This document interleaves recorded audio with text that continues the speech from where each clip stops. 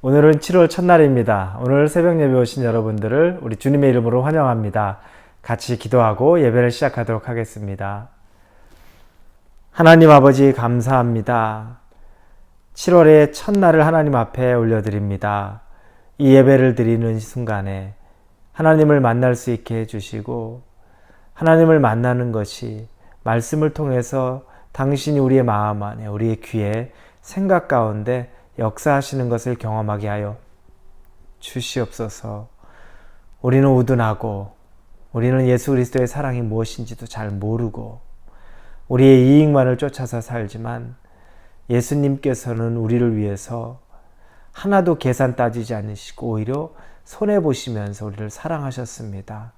그 사랑의 깊이와 그 사랑의 넓이와 그 사람의 높이를 우리가 잘 알고 이 세상을 감사함으로 하나님 앞에 살아가게 하여 주옵소서. 그리고 예수의 사랑받은 자처럼 사랑받은 자는 온전히 회복되고 사랑받은 자는 하나님께서 마음껏 쓰실 수 있는 사람으로 되오니 그 사랑으로 우리를 변화시켜 주옵소서. 예수님의 이름으로 기도합니다. 아멘. 네, 오늘은 룻기입니다. 룻기 4장 1절에서 12절입니다. 룻기 4장 1절에서 12절입니다. 룻기 4장 1절에서 12절 찾으셨으면 제가 여러분들을 위해 봉독해 드리겠습니다. 보아스가 성문으로 올라가서 거기에 앉아 있더니 마침 보아스가 말하던 기업 물을 자가 지나가는지라. 보아스가 그에게 이르되 아무개여 이리로 와서 앉으라 하니 그가 와서 앉으매 보아스가 그 성읍 장로 10명을 청하여 이르되 당신들은 여기 앉으라 하니 그들이 앉으매 보아스가 그 기업 물을 자에게 이르되 모압 지방에서 돌아온 나오미가 우리 형제 엘리멜렉의 소유지를 팔려하므로 내가 여기 앉은 이들과 내 백성의 장로들 앞에서 그것을 사라고 내게 말하여 알게 하려 하였노라. 만일 내가 물으려면 물으려니와 만일 내가 물으지 아니하려거든 내게 고하여 알게 하라. 내 다음은 나요. 그 외에는 물을 자가 없느니라 하니 그가 이르되 내가 물으리라 하는지라. 보아스가 이르되 내가 나오미의 손에서 그 밭을 사는 날에 곧 죽은 자의 아내 모압 여인 룻에게서 사서 그 죽은 자의 기업을 그의 이름으로 세워야 할지니라 하니 그 기업 물을 자가 이르되 나는 내 기업에 손해가 있을까 하여 나를 위하여 물으지 못하노니 내가 물을 것을 내가 물으라. 나는 물으지 못하겠노라 하는지라. 옛적 이스라엘 중에는 모든 것을 물으거나 교환하는 일을 확정하기 위하여 사람이 그의 신을 벗어 그의 이웃에게 주던 이것이 이스라엘 중에 증명하는 전례가 된지라. 이에 그 기업 물을 자가 보아스에게 이르되 내가 너를 위하여 사라 하고 그의 신을 벗는지라. 보아스가 장로들과 모든 백성에게 이르되 내가 엘리멜렉과 기련과 말론에게 있던 모든 것을 나오미의 손에서 산 일에 너희가 오늘 증인이 되었고 또 말론의 아내 모압 여인 룻을 사서 나의 아내로 맞이하고 그 죽은 자의 기업을 그의 이름으로 세워 그의 이름이 그의 형제들과 그곳 성문에서 끊어지지 아니하게 하며 너희가 오늘 증인이 되었느니라 하니 성문에 있는 모든 백성과 장로들이 이르되 우리가 증인이 되나니 여호와께서 내 집에 들어가는 여인으로 이스라엘의 집을 세운 라헬과 레아 두 사람과 같게 하시고 내가 에브라스에서 유력하고 베들레헴에서 유명하게 하시기를 원하며 여호와께서 이 젊은 여자로 말미암아 내게 상속자를 주사 내 집이 다말이 유다에게 낳아준 베레스의 집과 같게 하시기를 원하노라 하니라. 네, 오늘은 룻기의 마지막 장입니다. 4장입니다. 어제 우리가 이 보아스가 룻의 청을 받죠. 그래서 기업을 물어줄 것을, 즉 나오미 집안의 땅을 사줄 것을, 그래서 그 재산들을 대신 사줄 것을 이렇게 요청받고 그리고 아내로서 자기를 받아달라고 하는 그런 요청도 받습니다. 그런데 보아스가 얘기했죠. 자기보다 더 가까운 친척, 기업을 물으려면 가까운 친척 우선순위가 있는데 그 사람, 나오미의 그 우선순위에 앞선 사람에게 먼저 내가 확인하고 그가 한다 그러면 좋은 것이고 그가 거절한다면 내가 반드시 하리라 이런 약속을 하고 떠납니다. 오늘이 그 다음 날인데 그 사람을 만납니다. 그리고 거기에 10명의 장로들이 또 증인으로 있습니다. 그럼 얘기하죠. 나오미 얘기를 하고 당신이 나오미의 재산, 그 기업, 그 땅을 물을 것이냐라고 얘기합니다. 그러자 그 사람이 흔쾌히 내가 그렇게 하겠다 이야기합니다. 그 이유가 있습니다. 왜냐하면 이스라엘에는 희년이라는 제도가 있습니다.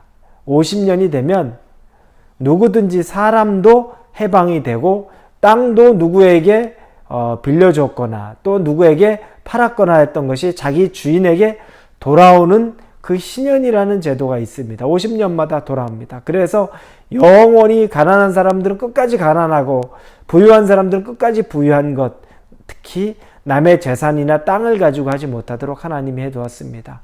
그런데 기업을 무르는 것은 예외가 됩니다. 중간에 어려움을 돌봐준 것이 되기 때문에 희년 50년이 되어도 중간에 기업 물을 것으로 땅을 대신 샀으면 그것은 돌려주지 않아도 됩니다. 그러니 이 사람은 자기에게 좋은 것을 여기고 흔쾌히 내가 그 땅을 사주겠다라고 이야기한 겁니다. 그때 보아스가 이야기합니다. 땅만이 아니라 기업 물을 때 모압 여인 룻도 네가 아내로 맞이해야 한다라고 얘기합니다. 그러자 그 사람이 그 얘기를 듣고 거부합니다. 그리고 이야기를 하죠.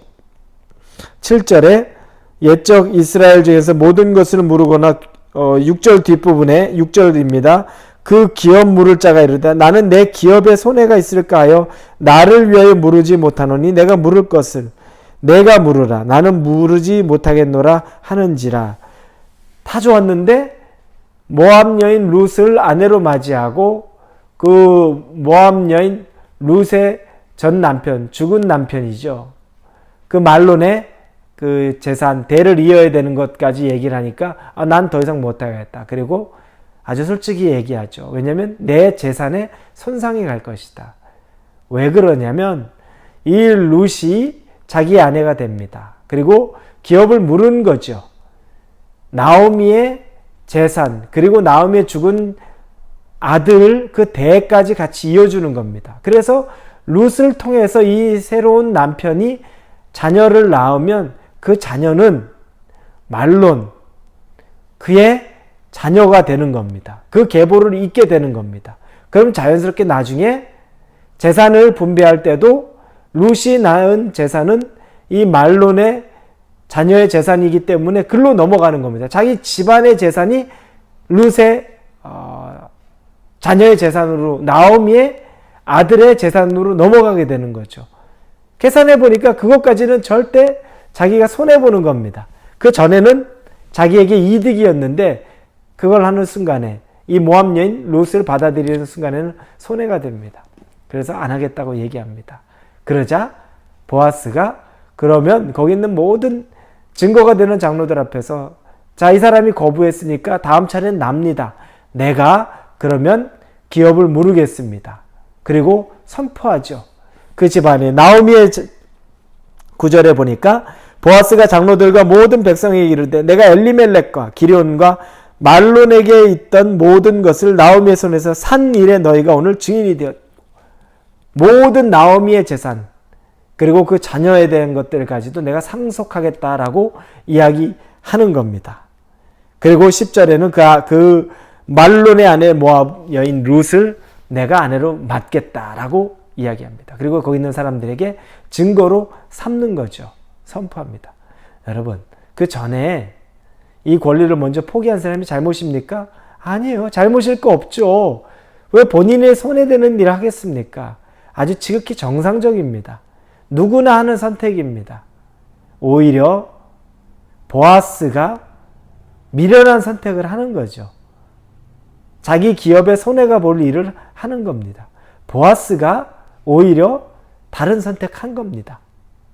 여러분, 제가 누누이 얘기했죠. 보아스는 누구를 상징합니까? 예수님을 상징합니다.